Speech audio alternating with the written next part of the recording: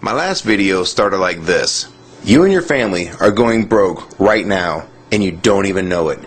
And this is the truth. Since this video opened a debate on the subject, I felt a need to elaborate on it to make it a little bit easier to understand. The important thing to understand is that a little inflation is not the end of the world, and it may be necessary to allow the economy to grow. But what is not good, however, is the inflation that's going on today. In my last video, I mentioned the gold standard, and this was to emphasize that it would keep the Federal Reserve from circulating too much money and devaluing the currency that you already have. It's all about the percentage of money you have versus the amount of currency in circulation.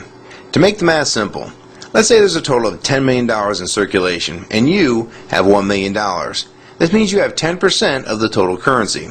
Now imagine if the Federal Reserve decided to issue another $10 million and put that in circulation as well, for a new total of $20 million, but you didn't get any of the new money to offset the imbalance. So you just went from having 10% down to 5% of the total currency in circulation. And even though you didn't spend a dime of your money, the value of the currency you saved just got cut in half.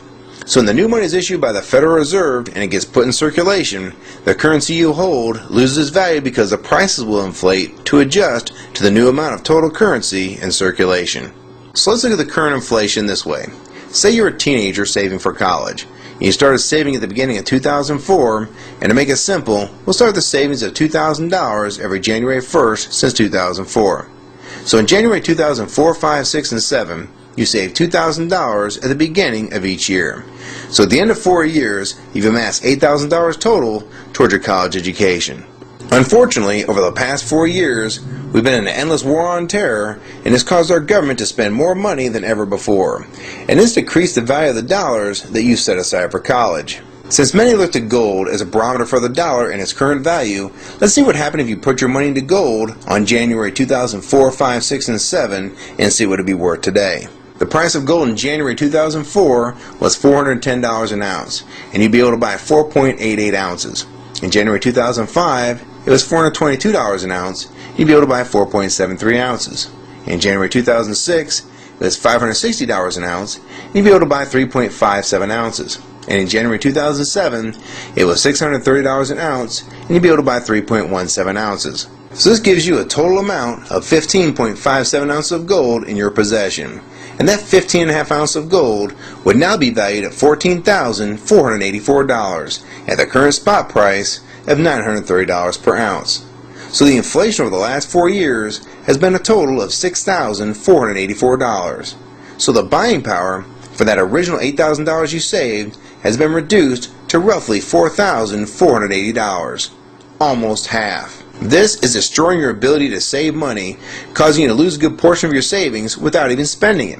So in essence, it's punishing you for trying to save money for a future investment and endorses spending today while your dollar is worth more, and increasing the total debt accumulated by Americans. Now keep in mind, you're not really making money by putting your cash into gold and silver. You're only hedging against inflation or maintaining the value of the money you've just saved. In my next video, I want to show you visually year by year how much the dollar has dropped since we've gone off the gold standard. So stay tuned. Finally, I just want to thank all you that supported my last video, Gold versus the Dollar, especially the people that supported this video on dig.com.